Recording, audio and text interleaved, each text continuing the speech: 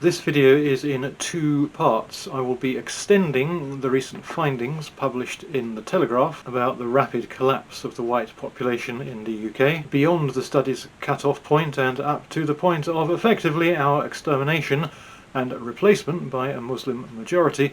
Then I'll take a closer look at one way that the establishment is dealing with any response to that, those recent revelations of the PREVENT programme's self-assessment course, categorising as cultural nationalism and extremism the fear of the reality of mass immigration. Seemingly trivial but crucial things have been overlooked.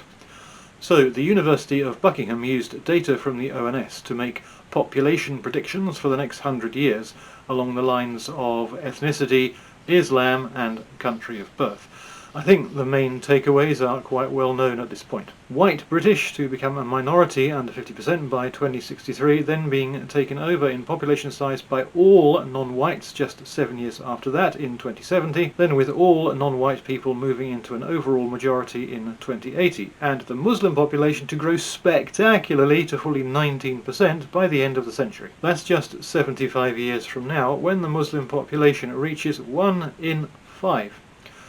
And even more terrifying is extrapolating beyond that. At the 100-year point, things are already pretty speculative, and they get almost impossibly speculative beyond that, but we can see how things would look if everything carried on as it currently is. So the total white population, not the slightly smaller British white one, which is what the Telegraph highlighted, is the one I'm going to focus on here.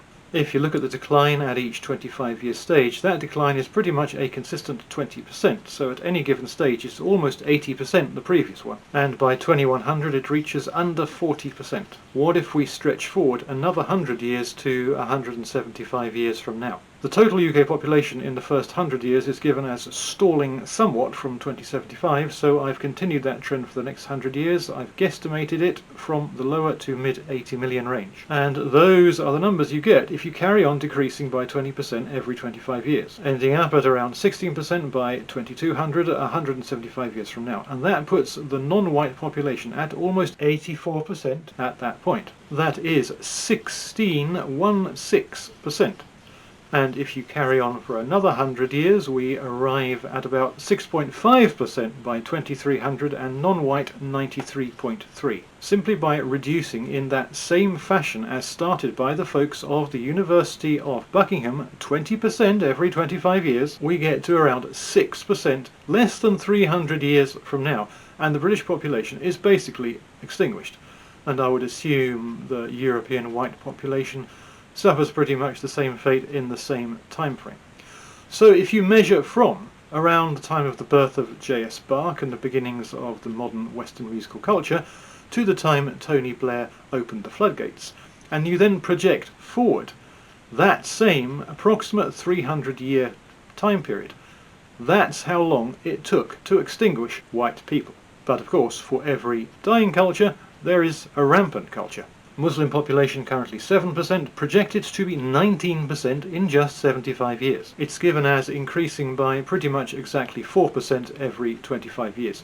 So if we carry on in the same way, total population still edging up slowly, non-Muslim population falling, and Muslim population reaching 35% by 2200. But we would like to know when, on this basis, the Muslim population moves into a majority position. So yada yada yada, and there we go. About 275 years from now, probably hitting 50% in the last decade of the 2200s, Muslims will be in a majority. That is not the biggest population, because you could have one of 30%, another 30%, one 5%, and one 35%. Not the biggest population, the actual majority. 6% white, 50% and growing Muslim. So the native population is demonstrably being replaced. It doesn't have to be by anyone's grand design. As soon as people start inventing allegations of willful replacement, the great replacement theory, just makes things worse because it becomes so easy to knock back. Stick with what you can prove,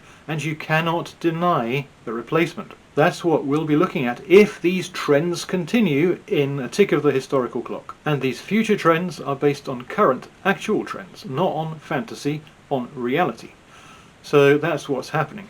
How then does an establishment class seemingly favourable to this, or just accepting of it, divert all attention away from it? Well, one way is to ban anyone out from outside the country from coming into the country who wants to talk about it, like the French philosopher Renaud Camus, who's written a lot about it, and who the UK Home Office barred from entry into the UK for the public good. Whose good? Who benefits from suppressing the reality of the replacement of the native population? As in,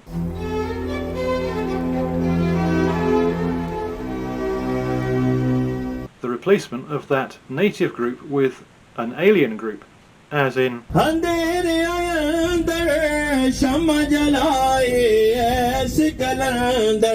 who benefits? Not for the public good, for the Muslim specifically, public good. Then, as I mentioned at the top, you could categorize anyone who is worrying about this, our replacement ultimately, categorize them as a terrorist.